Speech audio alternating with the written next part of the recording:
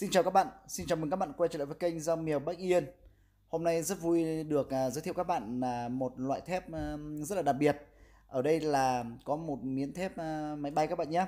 Hôm nay thì tôi sẽ tháo cái miếng thép máy bay này ra để làm cái dao mèo. Sau đây xin kính mời tất cả các bạn cùng đón xem. Bây giờ em kho làm cho nó để tháo được cái miếng thép đen đen này ra em nhé. Anh mua tháo này ra để đánh dao mèo ấy. Em kho làm sao là nếu mà cái này là kho kiểu gì mới tháo ra được nhỉ? Em mới kho này tan đi đúng không? Đúng rồi. Đầu tiên phải thổi cái này tan đi hết đi đã rồi. Mình lấy cái gì đúng rồi. Đấy, ý của anh như thế, đúng rồi. Em làm đi. Làm hàng hết nào. Rồi.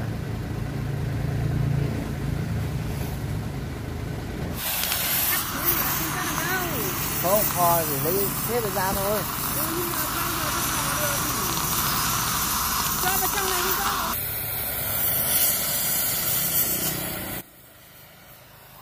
Đấy thì các bạn vừa mới nghe bà chủ là khẳng định là loại thép này là rất là cứng, khò như thế thì không cắt được đâu. Tuy nhiên là với cái sự đam mê cũng như là cái lòng nhiệt huyết muốn gửi đến cho các bạn được trải nghiệm cũng như là muốn đem đến cho các bạn những cái dòng sản phẩm tốt nhất, thì hôm nay tôi cùng với chỗ em mà làm cho chị bà chủ sát vụ này sẽ cố gắng để khò, nếu như cuối cùng mà không được thì cũng bỏ mà đi về thôi, nhưng tôi hy vọng là chắc chắn là sẽ được. Nên là các bạn cùng với tôi theo dõi để xem là cuối cùng chúng ta có tháo ra được hay không nhé.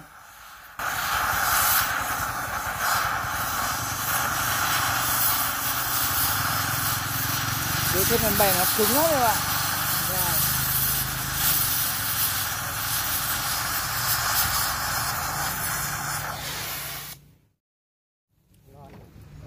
Ra rồi đúng không?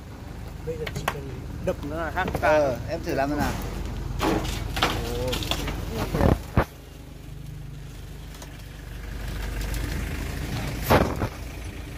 Kê lên cái đấy đá trên kìa. Đấy thế, đánh chân vào. Nóng không? Nóng rồi đấy. Không, bây giờ lấy cái bột ở trong này. Đúng rồi. Nhưng mà nó đục nó thép nữa không ra. Nó thử gõ nữa sao? Gõ không cái đục. Io lo su mày nhỏ. Hơi tiếc. Đấy. Kiểu như này. Đấy, còn một tí thôi nhỉ. Cái này hơi được có thổ khí. Thổ khí là nó bay lung tung ra. Rồi. Hơi ga nó chảy thôi. Đúng rồi. Đấy, em cứ làm bằng kinh nghiệm của em. Cái đốt mà nhìn cháy. Có thôi, ít cú mà chỉ có kho sức của tấu. Nhưng sao mà khi mà sói da này ra mà phía lâu thẳng. Được không?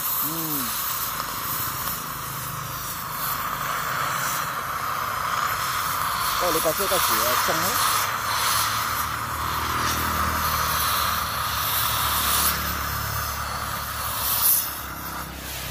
Đấy.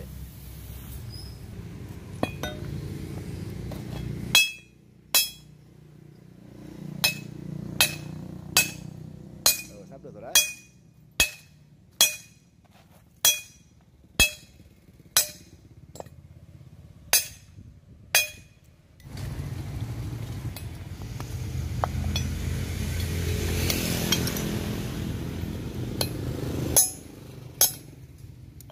Sắp được rồi đấy.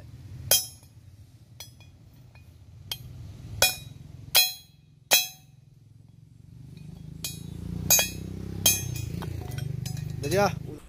Vỗ tay. Rồi. Đấy, lấy được nó ra không đơn giản thế nào. Rồi.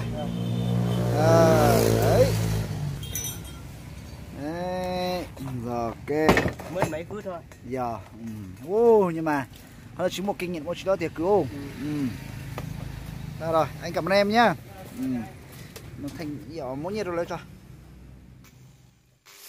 Và như vậy là sau khi mà đục nó đã ra khỏi cái nhôm rồi thì tôi sẽ tiến hành cắt nói với các bạn là ở đây là để cho nó dễ rèn ra thành những cái miếng thép để làm phôi dao. Thì ở đây là có cái cầm, cái tay cầm như thế này thì phải cắt ra.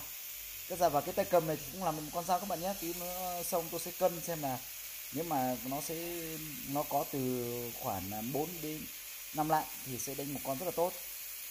Sau đây tôi sẽ cắt khỏi ra cái này để tí nữa sẽ tiến hành rèn. Mời các bạn cùng tôi để làm xem có được không nhé.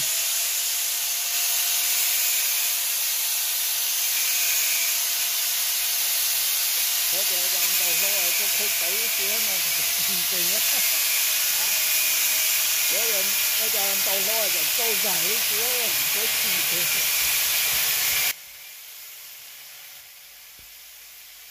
Các bạn có thể thấy là đây là một trong cái loại thép mà nó rất là cứng. Tại vì sao mà người ta lại quý với cái loại thép máy bay để làm dao mèo đến như vậy? Bởi vì nó là một trong cái loại thép mà cực kỳ là cứng, và để cắt được nó ra từng miếng thì nó cũng mất khá là nhiều thời gian. Tuy nhiên là tôi cũng sẽ cố gắng làm sao để cắt ra cái tay cầm này khỏi cái miếng này, để khi mà chúng ta bỏ vào đốt nóng và cho máy búa đập thì sẽ dễ dàng hơn rất nhiều. Còn nếu như mà chúng ta mà không cắt mà chúng ta cứ thế này đem vào để lên búa đập thì nó sẽ tạo những cái khe hở, những cái rãnh, thì sẽ làm cho miếng thép của chúng ta tự nhiên là hỏng đi. Chúng ta càng đập nó thì nó cần giãn ra, nhưng mà nó sẽ có một cái khe hở, nó không ăn khít vào nhau. Do đó thì khi mà chúng ta đập giãn ra như vậy rồi thì chúng ta cắt ra từng miếng thì nó rất là xấu. Do đó thì muốn để cho được những cái phôi thép nó đẹp, không bị lỗi, thì chúng ta phải làm rất cẩn thận ngay từ lúc đầu. Thì sau này chúng ta rèn ra thì nó mới có những cái phôi dao nó đẹp, đúng theo cái yêu cầu của chúng ta. Thế thì như các bạn cũng vừa thấy lúc đầu mà tôi đưa ra bên sắt vụn để khò cắt đục nó ra thì cũng mất rất là nhiều thời gian. Do đó thì tôi nghĩ là cái này thì chúng ta phải xác định là làm nó hơi lâu, nhưng mà các bạn yên tâm là tôi sẽ cố gắng để không mất cái niềm tin cũng như là cái sự mong mỏi từ phía các bạn, để đáp lại những cái tình cảm mà các bạn đã dành cho lò rèn Bắc Yên.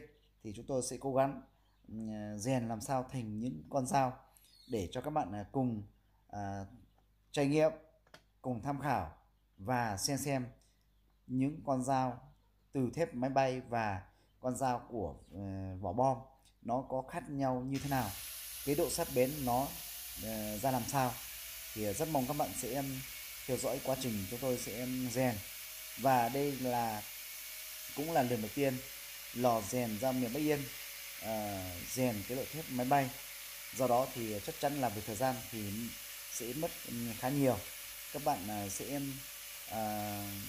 cùng với tôi theo dõi từ những cái chi tiết nhỏ nhất cho đến lúc mà hoàn thiện những con dao. Rất mong các bạn sẽ quan tâm, ủng hộ và chia sẻ cho kênh Dao miền Bắc Yên để chúng tôi có thêm động lực đem đến cho các bạn những cái mới nhất, để các bạn được trải nghiệm những cái mà các bạn được nghe nói nhưng chưa nhìn thấy bao giờ. Rất mong các bạn luôn luôn ủng hộ cho chúng tôi.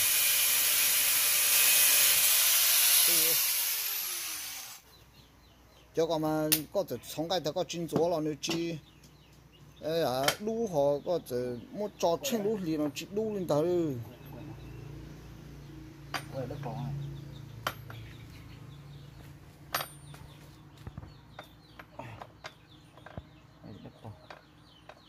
Cắt đâu rồi,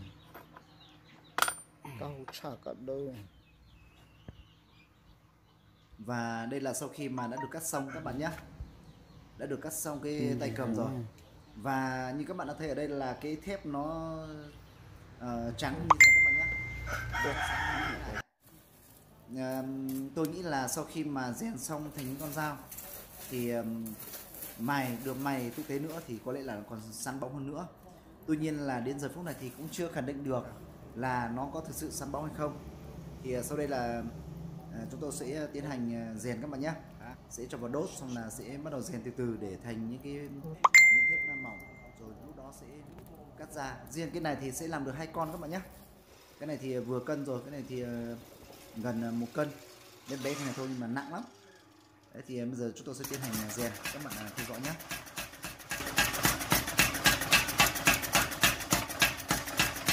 Với đặc trưng là một trong cái loại thép cứng và thép tốt, thì khi mà mặc dù nó đã được đốt nóng như thế này nhưng mà vẫn còn rất là cứng các bạn nhé.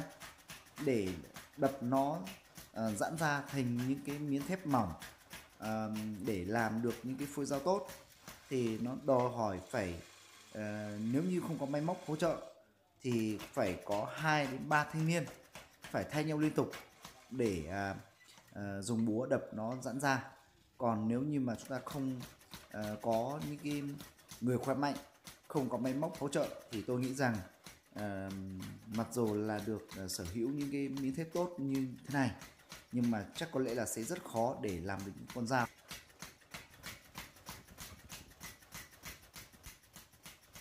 Do cái cục thép máy bay này nó là rất là dày nhưng nó lại tròn nữa, nên là chúng ta không thể đập mà liên tục liên hồi, mà phải vừa đập vừa chỉnh, vừa đập vừa chỉnh để làm sao nó giãn ra theo cái ý của chúng ta.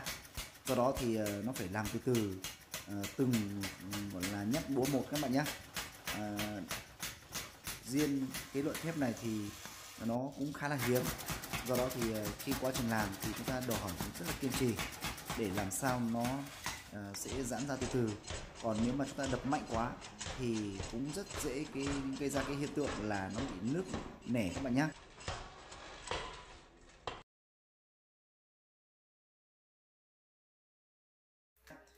Và sau một thời gian mà rèn thì chúng tôi đã làm được như thế này. Và ở đây thì tôi sẽ chia ra làm 2 đoạn. Mỗi một con là nó sẽ vào khoảng 5 lạng các bạn nhé. Tuy nhiên là sau khi mà rèn hoàn thiện thành một con dao thì tôi nghĩ là nó cũng sẽ có sự hao mòn. Nó sẽ không thể đảm bảo 100% là đủ 5 lạng. Tuy nhiên là chúng tôi sẽ cố gắng là tiết kiệm hết sức. Xin mời các bạn cùng xem phần tiếp theo.